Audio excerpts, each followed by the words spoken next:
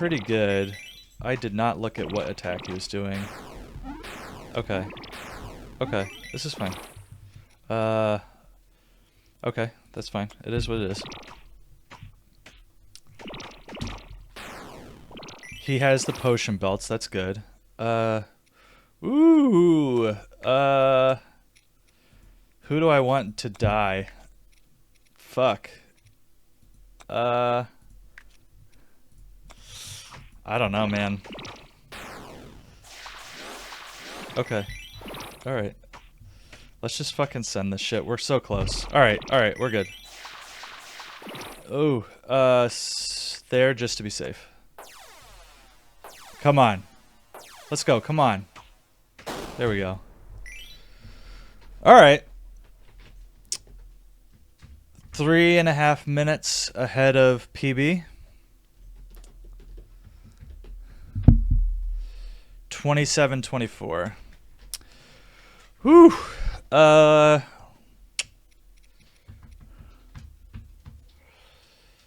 do I feel like that went? One, I think we can definitely get faster. I feel like if we get a sub 25 on this difficulty, I'll feel really good and we can move on. What was potentially a mistake? Hey everybody. So I decided to yesterday just randomly do a couple of runs and see what happens. I wasn't even streaming, but I hit record just in case something interesting happened. And you can see this build that we started out with. This was just the first run I sat down and started recording with. We have the mana relic, the healing hero, and then the summon character. And I was just like, fuck it, let's just see what happens. So I pulled the level 2 mage character, or the level 2 enchanter, who buffs the mages. I thought that's great. But I was not expecting this run to really go anywhere. It was just in case we happened to get like, basically with the relic, I was hoping that we got the Flame Adept, which allows you to hit everything in the same row, which we happened to pull there. So I said, all right, we probably can be pretty fast with this. Let's just play it out and see how far we can get. So I didn't have my mic in front of me. I wasn't like really planning on making any content. I just simply hit record just in case we had a good run. So I'm doing this obviously post the run. But I'll talk through my decisions kind of as we go. We had a nice, that mana relic increases our hero's attack every time someone mana casts. So right now, with these two level 1 characters, or these two level 1 mages rather, I have one mana cast per person. So the first thing I wanted to do was upgrade the Flame Adept, because he starts doing 2 damage to everything in a row and then 3. And that's just like incredibly powerful, especially in these early stages where there's a lot of really small HP like characters against us. So we're not like breaking any land speed records here, but with that Flame Adept we definitely can gain time. Taking my usual route here, skipping all campfires, especially with this starting lineup. Basically it's like nothing special, but we're doing the mana casting we want, and we have the enchanter who's going to buff our mana cast characters. So here I wanted to move the Flame Adept to the middle to hit those 2 back bats, and then I can move them back because it's my first turn. And here I was also summoning, these doves. 1, because it powered up the hero, but 2, it also gave me an extra attack protection for my Flame Adept, who's only at 2 HP. So even though it kind of wasted a little bit of time, as long as you summon those doves last, then you can hit the attack button and it'll speed them up by a lot. So here we're now at level 2 with our Flame Adept, which is good. Basically now he's going to be doing 2 attack every time, which is really good. I put the shield on the Flame Adept because the Summoning Mage is behind our Enchanter, which is like totally fine. And also here is like a really great example of the power of that Flame Adept, like hitting all three of these big 6 HP bugs twice in the first turn. One allowed me to keep the Lost Adventurer surviving, and two, I was able to clear them out all in about in like 1 or 2 turns, which is really, really solid. So that's like a really fast fight with that bug guy. And here I'm putting the HP on the summoning character because I figured, well, you know what, if we're going to stick with this and we're going to have the summoner, like, and we're going to be wanting to press it to power up our hero, then we might as well get him at least up to Ravens so that we can do some damage with them. So you'll see there I almost picked the Doom helmet, but it felt like we weren't like a Doom build, so it wasn't going to really be as effective as some of the other items. I was hoping for something like a Poison Belt, but eventually I hit like 13 gold, and then I just said, fuck it, I'm just going to buff my Flame Adept, which will also then buff his mana cast. So here you can see now we're doing 4 damage every time we mana cast. This was a pretty quick fight for the final boss of the first floor, and you'll see we're like pretty far ahead of PB, but we're not necessarily like breaking our gold splits or anything like that. And then here I got that second relic for a mana cast characters having 1 extra mana, which then allows me to really start shitting those mana casts out. And this was an actual, I would not do this again. I thought about it and I was like, oh, maybe I can get another Flame Adept, that might be good. But instead I got the extra Summoning Mage, which like is not ideal, but we did stick with it, and it did allow us to, like, if for nothing else, we were getting extra, like this person now has 2 mana casts in addition to the other summoner who also has 2. So we could really like spit out these summoned characters really, really like we could do that a lot of times, which was pretty huge. So there you can see, like, even though I only had 1 open spot, I was still fine with summoning something because we had 2 other ones beyond that in our arsenal. So here, I was thinking about the guy who gives summoned characters shields, but that does take a long time. That is like, that animation to finish takes a really long time. So here I was just kind of trying to see if there's anything that I can replace our follower with that's like serviceable. I'm good with my backline, but I wanted something that could really hold the front line well. And you'll see here I end up picking the elf, which I end up reversing. It was not like the best choice. We don't have a ton of ways to heal him and keep him at maximum health. Besides, our hero is going to do 1 healing to a person in the, in his column each turn. So there I like misclicked and I did I didn't actually. I summoned the characters in front of our 2 mages on the side so that when I did the mana cast with our Flame Adept, and it would do 2 damage, it didn't damage our mages at all. And you'll see there I cleared that boss in really, really quick fashion. And here, instead of, I had nothing really to exchange with the fairy, so I said, okay, let's go back, let's just get some basic items from the item shop. Like, I want to increase our HP, I want to make us a little sturdier, so like any of the basic items I can get will be great. So here I swapped the Flame Adept to the middle again to do some damage on that Golden Wisp, and then that was easy to kill the first time. And then sometimes, like in a casual playthrough, I'm a little better about like managing which of those 3 eyes that I kill. So that way, if you kill one of them on the first turn and fill the board with those wandering orbs, then the boss's attack will be at 5, and that's usually on the first turn. That's usually gonna spell disaster for you. But here we like did manage to do that pretty well. I didn't go to the other campfire again. I was hoping, basically, like, I'm going to be really reliant on the final campfire on the third at the beginning of the abyss. So here I was fine with going to this boss, who's usually pretty rough, but it's because we could do a lot of damage to those backline characters all at once.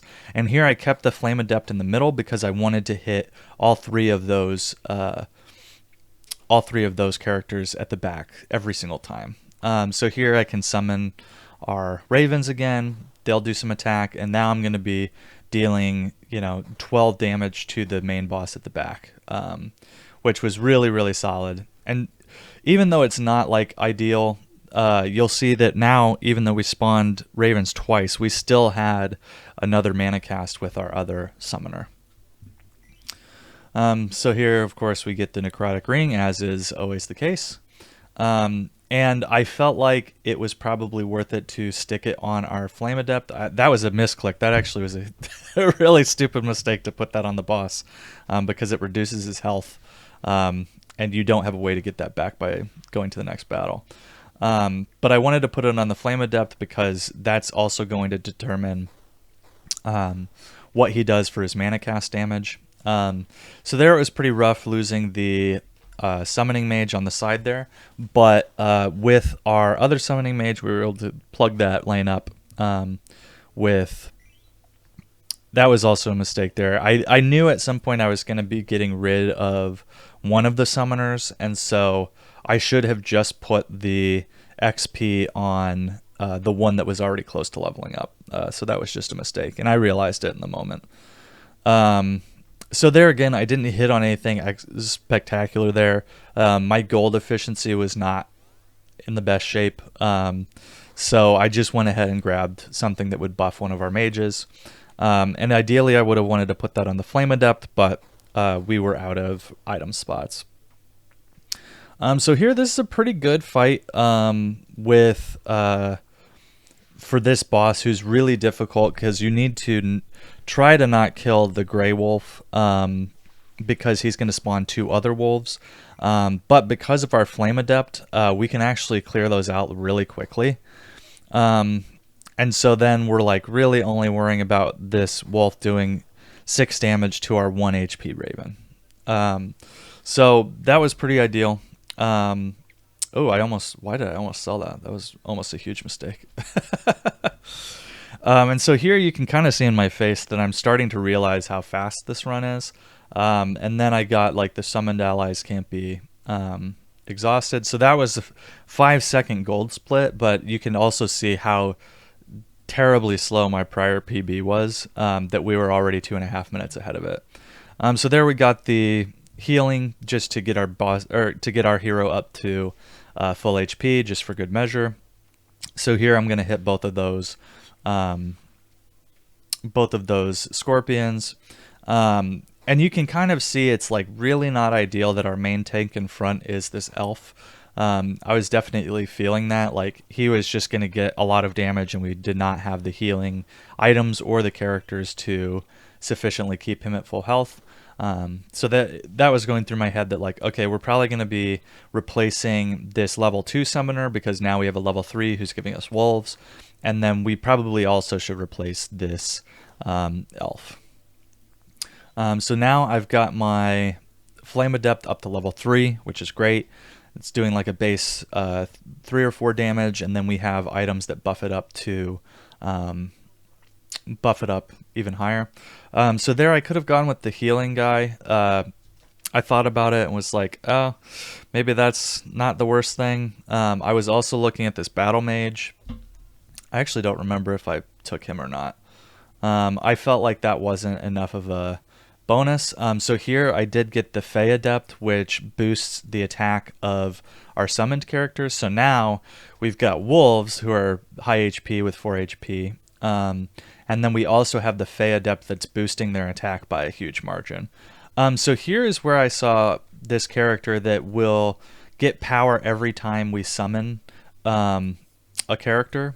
So I thought, you know what, that's going to be like pretty reasonably good damage to do up front, and like it's got 6 HP, it doesn't matter if it falls below that max HP because we're we're just worried about giving it power by summoning characters. So there you can see that character working, and you can see our wolves are 4 attack because of our Fey Adept that we just got. So I was like, all in all, if this is what we were going to stick with, this is like pretty good. I don't know that I would change too much. Like, this is probably the ideal setup for a summon build. And so here you can see, because of that mana cast, I can fill my entire front line with wolves, which is just like super crazy. So here I had to check, what am I going to over level, because I needed to know, everybody we had it was at level 3, so I needed to know like which couple of characters did I want to get up to level 4, because I realistically had the opportunity to do 2 characters up to level 4. So here again, I had nothing really good to swap for the fairy, so I went to the regular item shop. And here I was actually looking for some archer items, because I wanted to, if this guy was going to be in front for us, I just wanted to give him more HP to help him survive a little longer. This was probably one of the harder bosses that we faced. One, because we were trying to protect the Lost Adventurer, but we had 3 characters that took up our entire backline, so we couldn't even move someone out of the way in order to protect this Lost Adventurer, so we just left them in front. And I was thinking like, okay, we'll just summon somebody and we'll swap the Lost Adventurer with whatever we summon, so that way the summoned character is going to die, but we can still get that gold bonus with the Lost Adventurer. And here you're seeing like how powerful like extra mana casts are on the Flame Adept, because you can just like take out these huge bosses with a single mana cast. So here I was thinking that we do so much damage that I don't really care if the boss has an extra attack, especially if like we're theoretically going to be putting summoned characters that we can resummon if they die. We were going to be putting them in harm's way, so I wasn't super worried about this boss doing 3 damage instead of 2. And what's also another great example, the Flame Adept, which I did mistake. I made a mistake there and probably didn't want that. I did not want that Flame Adept to die, but we were pretty close anyway. I realized that the archer there is inexhaustible, so that was what I was checking there when I was moving things around, is just making sure that I could move him without actually losing the ability to attack. So here you can see like this is a pretty hard battle for us. These are high HP characters, they're doing damage in every lane, but we did, even though we lost a couple of people, we did manage to defeat him. And here I am leveling up the Fey Adept, because the over leveling it provides extra attack to the summoned characters. And there I wanted the power necklace on our Flame Adept so that we could do more damage each turn, and so then I swapped the Necrotic Ring onto our Summoning Mage. And here we're doing so much damage to the Genie that like ideally you want to attack the vase really heavily, because that's what's going to kill the Genie. But we were doing so much damage in each lane that we were basically able to negate his entire attack and also do damage to him. So that ended up working out. That was like pretty easy. That's a really tough fight in typical runs. So here I'm going to the item shop again. I'm again looking for, I just want bigger HP on my archer, and I still have some money left over, so I swapped the glove to our Fey Adept to get a little more HP on that character, and then I've got the bow item to buff the archer's attack. So here this is a really tough boss, and I have to kill these lower characters in the front here, but the problem is every time I hit them, they're buffing the main boss there. So that's why I moved the archer out of the middle, because I was just planning to summon the wolves and allow them to soak these huge attacks. So I was hoping we had more summoning power there, but we didn't. I was pretty nervous about the amount of damage we could do per turn, and I was pretty sure we were going to lose. We were going to lose a character, but then it hit the shield, which is good. So here you can see me as well looking at the timer and realizing that we are very, very far ahead of schedule. I also had planned that I was going to overlevel the summoned mage, because that gave us extra mana cast, which means we can spawn the wolves more, which is, I think, ideally what we wanted to do. There I was considering that spawning a raven item, but we were doing so much spawning anyway that I just felt like we would get bricked on that. So here I'm just trying to figure out what's the last item basically that I can put onto our characters to just do more damage. So here I'm like, okay, we are going against Illifar, which this is actually kind of an ideal boss for the Flame Adept, because as long as we have him on the side, we are always going to be doing our full damage to both demons on either side, which each time one of those demons die, it does 25 damage to Illifar. And so us being able to chew through those demons on either side, and we have like our 5 power wolves on either side as well, we were really able to chew through those demons quickly and do maximum damage to Illifar. And here you also might have just seen me move our hero around. That was our only method of healing. So if the Flame Adept got damaged or something like that, then I was moving the hero around in order to get healing on our Flame Adept to make sure that they didn't die. I didn't really care so much about the summoned characters dying. But there you also saw me move my summon mage to the side, and that's because I realized that it was doing 6 damage and our Fey Adept was doing 1 damage, and so it was way more ideal to have the summoning mage on the side instead of in the middle. So here you can also already see we're like below 100. I'm getting a little nervous here because we've run out of summoned.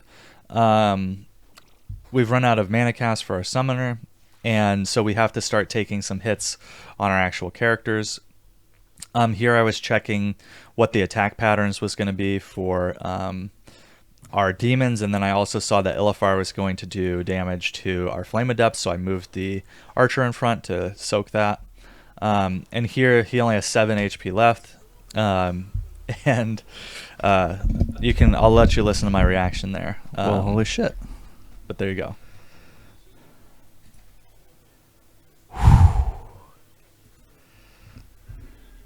Okay, hold on.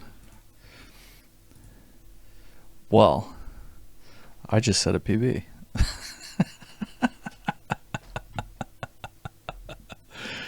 Did not even mean to do that. Alright. First run was a summon build somehow. So the audio might be really messed up on this, but we'll see. Holy shit. Yeah, so overall, this run was crazy. I had been shit-talking summoned builds so often over the last, week or two while I'm doing runs, and then when you get it set up correctly, it is incredibly fast. So I stand corrected on summoned builds. I think you definitely need the mana buff relics for sure, and then probably having a hero that was maybe more